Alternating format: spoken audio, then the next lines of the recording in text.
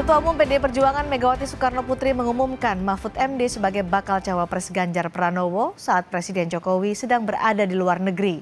Ketua DPP PDI Perjuangan Puan Maharani mengaku tidak bisa memastikan sikap politik Jokowi pasca putusan MK yang membuka peluang Gibran Rakabuming maju di Pilpres mendatang. Nama Menko Polhukam Mahfud MD akhirnya resmi dideklarasikan sebagai bakal cawapres Ganjar Pranowo di Pilpres 2024. Pengumuman bacawa pres Ganjar Pranowo disampaikan langsung oleh Ketua Umum PDI Perjuangan Megawati Soekarnoputri. Megawati mengaku telah kenal lama dengan Menko Polhukam Mahfud MD. Mahfud dipandang sebagai sosok berpengalaman bidang politik dan pemerintahan. Megawati menyebut Mahfud sosok yang jujur dan bernyali. Sosok dengan pengalaman lengkap di lembaga legislatif, eksekutif, dan yudikatif. Lalu Prof. Mahfud juga dikenal rakyat sebagai pendekar hukum dan pembela wong cilik. Tampil apa adanya, jujur, bernyali, dan komitmen ideologisnya tidak perlu diragukan lagi. Beliau bisa menjadi wasit yang baik di tengah persaingan politik dan bisnis yang sering kali dirasakan tidak adil. Beliau sosok yang kami tugaskan untuk melakukan reformasi sistem hukum nasional agar tampil wajah keadilan sejati. Sudah lama rakyat menunggu keadilan ini, karena itulah kepada seluruh rakyat Indonesia kami semua mohon doa restunya. Sementara Mahfud juga menyatakan siap mendampingi Ganjar di Pilpres mendatang. Mahfud menyebut ia baru pertama kali menyatakan bersedia jadi cawapres. Saat ini saya mengemban amanat sebagai Menko Polhukam Republik Indonesia yang tugasnya antara lain memastikan pemilu berjalan lancar dengan aman. Karena tugas saya itu, maka selama ini saya tidak pernah sekalipun menyatakan akan ikut dalam kontestasi pemilu. Saya juga tidak pernah berkampanye, memasang spanduk dan lain-lain. Baru kali inilah yang pertama kali saya menyatakan bersedia menjadi calon wakil presiden Republik Indonesia karena amanah yang sudah diberikan oleh Ibu Megawati tadi bersama para pimpinan partai disaksikan oleh kita semua. Deklarasi Mahfud sebagai bacawa pres Ganjar dilakukan saat Presiden Joko Widodo berada di luar negeri. Ketua DPP PDIP Puan Maharani memaklumi ketidakhadiran Presiden Jokowi di acara ini. Namun, Puan juga tidak bisa memastikan sikap politik Jokowi apakah masih mendukung Ganjar Pranowo pasca putusan MK yang membuka peluang putra Presiden Gibran Rakabuming Raka maju di Pilpres 2024. Pertanyaannya harus ditanyakan ke Pak Jokowi, bukan ke saya. Jadi nanti tanya ya, kalau Presiden udah pulang masih mendukung Pak Ganjar Pranowo atau punya pilihan lain ya. Tolong ditanyakan, saya juga mau tahu jawabannya.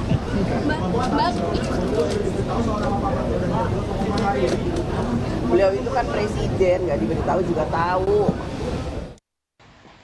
Puan juga belum bisa memastikan apakah Gibran Rakabuming Raka akan bergabung dalam tim pemenangan Ganjar Mahfud. Dengan Mas Gibran juga. Berarti Mas Gibran itu kan PDI Perjuangan, wali kota PDI Perjuangan, jadi ya udah biasa aja ketemu sama Mas Gibran. Apa akan dilibatkan di TPN juga, Mbak? Kan bertemunya dengan Pak Arsyad juga nih, apakah dilibatkan Mas Gibran di TPN juga atau gimana nih, Mbak? Jadi saya tanya, Mas Gibran mau nggak masuk ikut dari dalam tim pemenangan nasional Pak Ganjar dan Pak Mahfud MD? Ya iya atau enggak ya nanti tanya Mas Gibran, kalau saya kan mengajak. Nama Gibran Rakabuming Raka sempat santer disebut akan dipinang sebagai bakal cawapres Prabowo Subianto. Namun hingga kini, kubu Prabowo belum juga mengumumkan nama pendampingnya. Sementara pendaftaran capres-cawapres di KPU akan dibuka mulai Kamis besok. Tim Liputan, Kompas TV. Mahfud MD jadi bacawa pres Ganjar di Pilpres mendatang. Bagaimana membaca pilihan politik koalisi pengusung Ganjar Pranowo ini? Kita akan ulas bersama politisi PDI Perjuangan Deddy Sitorus dan Direktur Eksekutif Poltreking Hanta Yuda. Selamat sore Pak Deddy, Mas Hanta. Selamat sore Cindy, Baik. Bang Deddy. Pak Deddy, kenapa Mahfud MD yang akhirnya dijadikan pilihan menjadi bacawa pres Ganjar Pranowo? Iya, kalau disimak pidato Ibu Mega kan sudah sangat jelas menerangkan kenapa Pak Mahfud MD dipilih oleh Ibu Mega bersama semua pimpinan partai politik pengusung Mas Ganjar. Jadi ada banyak hal. Pertama tentu terkait dengan isu penting reformasi hukum di negara kita. Karena sepanjang 10 tahun ini, hampir 10 tahun ini kan isu ini selalu menjadi concern publik. Terlebih kita melihat belakangan ini, beberapa tahun ke belakang kan semakin banyak kasus-kasus yang menimbulkan kegaduhan publik ya. Jadi itu salah satu. Beliau ingin diberikan tugas untuk melakukan reformasi hukum. Yang kedua, rekam jejak beliau ini kan bisa dibilang kan tanpa celah dan tanpa cacat ya.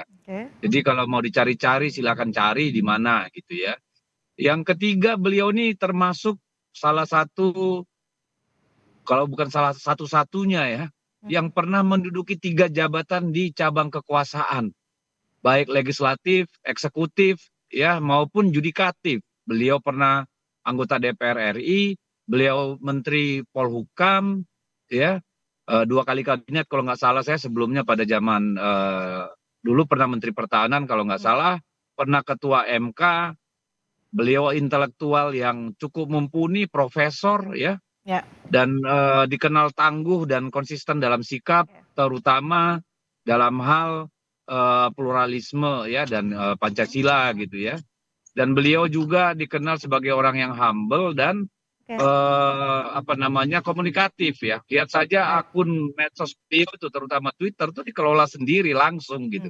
Sehingga siapapun bisa langsung bicara dengan beliau, tidak berbicara. Kalau dampak elektoral dengan memilih Mahfud MD sebagai bacawa pres Ganjar Pranowo gimana? Karena kan kalau dari berbagai survei, nama Sandiaga Uno yang juga masuk dalam radar PD Perjuangan sebagai kandidat bacawa pres pada saat itu lebih tinggi dibandingkan Mahfud MD.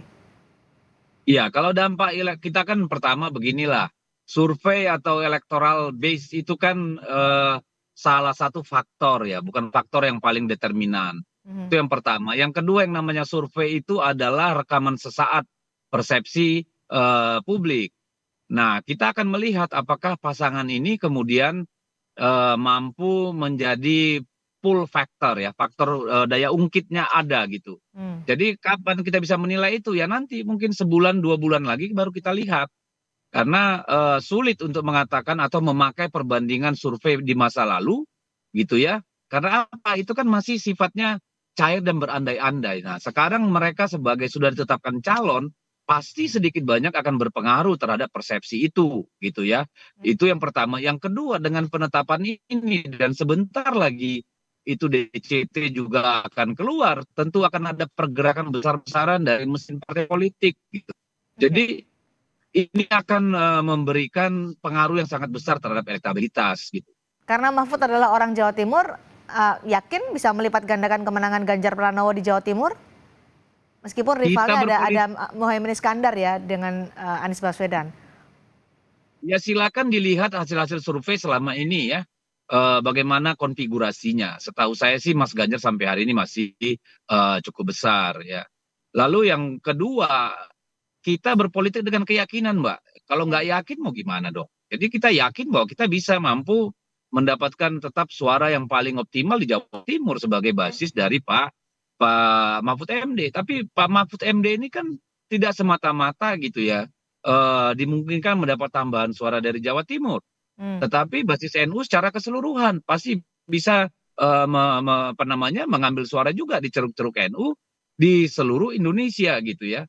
Belum lagi beliau dikenal terutama kalau kita lihat media sosial ya, itu banyak yang sangat suka dengan Pak Mahfud yang memang orangnya tegas tanpa tedeng aling-aling gitu ya, dan juga konsisten dengan isu yang sangat salah satu isu yang sangat penting itu soal korupsi, soal penegakan hukum. Baik, Mas Hanta, tepatkah koalisi pendukung Ganjar Pranowo memilih Mahfud MD sebagai bacawa presnya? Ya, kalau kita lihat dari profil personality maupun dari basis konstituen pendukungnya, Pak Mahfud relatif dia komplementer ya, bisa menambal celah atau di mana titik-titik kelemahannya Mas Ganjar, meskipun perlu diukur untuk perkembangan ke depannya. Misalnya kalau kita lihat, saya paling tidak mencatat ada 3 potensi kekuatan elektoral, menjawab pertanyaan Cindy tadi, yang dimiliki oleh Pak Mahfud, konteksnya dengan Mas Ganjar hari ini. Yang pertama dari sisi kewilayahan geografis, Mas Ganjar kan basisnya di Jawa Tengah.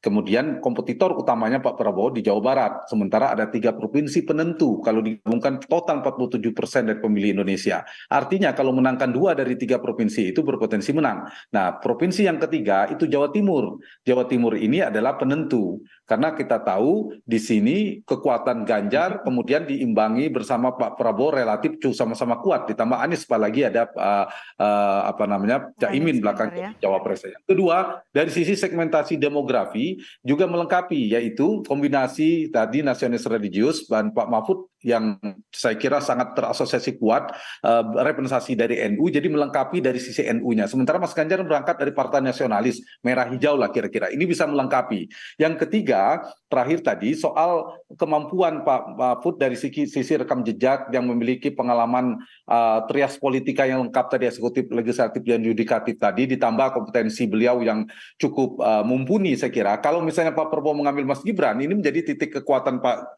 Mahfud sekaligus menjadi kelemahan Mas Gibran, pasti menjadi serangan terkait dengan pengalaman tentang representasi NU dan sebagainya. Dan terakhir, satu lagi Cindy, saya kira partai PD Perjuangan dan koalisinya bersama Mas Ganjar tampaknya memang ada 2 pilihan atau 3 ya pilihan mengambil cawapres itu dari basis itu. Satu, dari basis yang sama. Kalau basis yang sama kan cawapresnya Mas Gibran sama-sama PDIP sama-sama di tengah, kan nggak diambil. Yang kedua, memecah basis lawan Jawa Barat.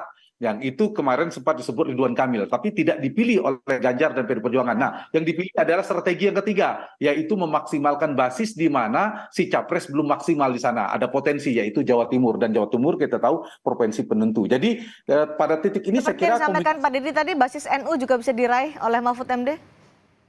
Betul, bisa melengkapi. Meskipun kalau kita bedah dari survei nasional kami terakhir, NU itu sebarannya pemilih NU yang 50% itu ke Ganjar 43%, tipis di bawahnya Pak Prabowo 39%, ke Anies 16%. Nah, dengan Pak Mahfud, kemudian ada Anies, itu bisa semakin, Caimin wakilnya Anies itu bisa mengimbangi, dan Pak Mahfud punya potensi untuk melengkapi dari sisi NU tadi, selain Jawa Timur. Pak Mahfud juga sedikit di Jawa Timur kompetitif elektabilitasnya bersama Bu Kofifa, bersama Caimin dan Erick Thohir itu 4 besar. Dan saya kira tidak buruk juga tadi dari sisi elektabilitas dibandingkan Sandiaga Uno. Sandi betul lebih tinggi tapi relatif stagnan ya. Kalau Pak Mahfud itu trennya naik, jadi tren itu yang harus dibaca. Jadi saya kira sudah tepat yang Pak Mahfud sebenarnya. Tinggal diukur. Ya, dari sisi elektoral Mas Hanta, Mahfud melengkapi Ganjar Pranowo. Tapi dari sisi personality, tadi juga di highlight oleh Mas Hanta. Personalitinya kedua ini kan sama-sama kuat ya. Ganjar Pranowo dan Mahfud MD. Mahfud MD sangat berpengalaman trias politika. Ketika mereka berduet, apakah saling melengkapi seperti yang tadi disebutkan secara elektoral, atau justru akan bersaing? Ada matahari kembar di sini. Nah, ini yang menarik juga, proyeksi pemerintahan ke depan, potensinya bisa melengkapi dari sisi hukum dan sebagainya. Tapi seperti Cindy katakan, biasanya PD Perjuangan sangat antisipatif dengan hal ini. Misalnya mengapa memilih Pak Maruf Amin. Itu salah satunya untuk menghindari matahari kembar supaya tidak maju lagi 5 tahun mendatang. Nah, kalau dari sisi Pak Mahfud tantangannya di sana. Kalau Pak Mahfud kan meskipun senior, tokoh NU senior tidak sesenior Pak Maruf Amin, punya potensi. Beliau masih kuat, ya ini masih terlalu jauh ya Cindy ya. Tapi kalau disampaikan ya masih potensial. Misalnya ini terpilih Pak Mahfud berpotensi punya figur cawapres yang saya kira bukan karakteristik yang ban serep lah. Beliau punya kompetensi, punya potensi matahari kembar. Nah, ini yang mungkin diantisipasi ke depan. Bisa diantisipasi, tapi yang di pakemnya PD Perjuangan memilih cawapres itu dulu ada Pak Hasyim Muzadi bersama Ibu Mega, belakangan ada Pak Yusuf Kala punya bagian tokoh NU juga, terakhir itu Pak Maruf Amin. Itu Cindy ada sama pakem sama, selalu racikannya nasionalis. Kali ini berbeda ya Mas Hanta ya. Oke. NU senior gitu. Baik. Ini ada yang berbeda pakemnya Pak Dedi dan ada potensi untuk matahari kembar. Bagaimana PD Perjuangan mengantisipasi ini untuk di pemerintahan mendatang jika terpilih keduanya? Alah, matahari kembar dari mana? Saya kira itu kan hanya istilahnya itu spekulasi kalau menurut saya. Jadi kan orang ini ketika sebelum diputuskan itu kan sudah punya komitmen. sudah diajak rembuk gitu ya. Dan saya kira itu menjadi isu yang tentu penting. Tetapi sekali lagi Pak Mahfud tuh orang yang mengerti hukum, konstitusi gitu ya, tahu di mana batas-batasnya, tugasnya gitu. Jadi Jadi tidak saya ada kira potensi matahari kembar itu menurut Anda? dimanapun bisa terjadi, tetapi saya yakin Pak Mahfud sebagai seorang intelektual, sebagai orang sudah berpengalaman dalam pemerintahan, tahu dong mana batas, mana tupoksinya, mana rambu-rambunya. Saya kira itu tentu menjadi perhatian beliau juga lah. Jadi kita tidak underestimate Oke, lah bahwa Mahfud ini akan jadi baik. matahari kembar. Oke, Pak Deddy, yang menarik adalah ketika menentukan bacawa pres. Beberapa waktu lalu ketika ditanyakan kepada Ganjar Pranowo soal bacawa pres ada tahap-tahapannya. Di antaranya adalah meminta pertimbangan dan juga masukan dari Presiden Jokowi. Apakah ketika memilih Mahfud MD, Jokowi juga dilibatkan? Jadi gini kan ketika bicara wakil presiden itu kan ada nama-nama yang muncul di publik. Tentu itu didiskusikan dengan Pak Jokowi. Ya, di antara nama-nama itu kan Pak Jokowi tidak ada masalah karena semua orang pemerintahan dia ya sudah Oke. kenal dekat. Ya itu aja patokannya saya Tapi kira tidak dilibatkankah? secara teknis. Dapatkan masukan Maksudnya dari Pak dilibatkan Jokowi? gimana kan jangan seperti itu melihatnya. Jadi nama-nama ini muncul sudah tidak ada masalah. Tidak perlu kita bukan partai sebelah, Mbak. Apa-apa harus arahan Pak Jokowi, ganggu Pak Jokowi. Pak Jokowi itu ngurus 70 juta orang. Masa kita harus melibatkan beliau untuk hal-hal teknis. Nah, Tapi seberapa mau besar nama Pak pengaruh, Mahfud, nama seberapa yang lain besar ada sudah. peran Joko Widodo dalam penunjukan Mahfud MD ini? Sekarang saya tanya Anda, yang ikut peserta pemilu siapa, Mbak? Hmm. Enggak, siapa?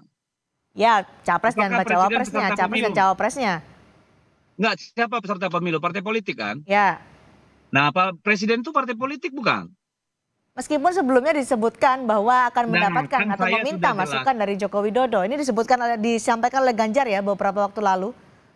Kan saya sudah jelaskan tadi bahwa ada nama-nama yang direnungkan, dikaji oleh PDI Perjuangan. Oke. Dan itu tentu dikomunikasikan dengan Presiden. Hmm. Oke? Ya sampai di sana. Kita tidak mau melibatkan Presiden sampai urusan cawe-cawe yang terlalu jauh. Oke. Apalagi Pak Presiden itu kan kader PDI Perjuangan, sehingga tentu Baik. yang paling fundamental beliau terlibat tentu dalam pemilihan Presiden, dalam hal ini Ganjar Pranowo. Oke. Gitu loh. Pak Deddy.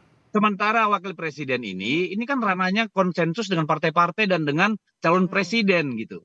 Jadi supaya kita jangan dengan gampang langsung bisa menimbulkan stigma ini gitu loh, seolah-olah nanti di publik Pak Jokowi dicuekin lah, tidak dilibatkan, ini kan bahaya ini Oke, gitu loh. tapi yang menarik adalah pernyataan Puan Maharani tadi ketika ditanya oleh wartawan soal apakah Jokowi akan mendukung Ganjar Pranowo atau tidak. Puan menyatakan tanyakan langsung kepada Pak Jokowi. Saya juga ingin tahu jawabannya. Apakah nggak ada komunikasi dengan Pak Jokowi dengan Mbak Puan? Itu kan wartawan pertanyaannya salah, Mbak. Nanyanya ke Mbak Puan apakah Pak Jokowi dukung lah.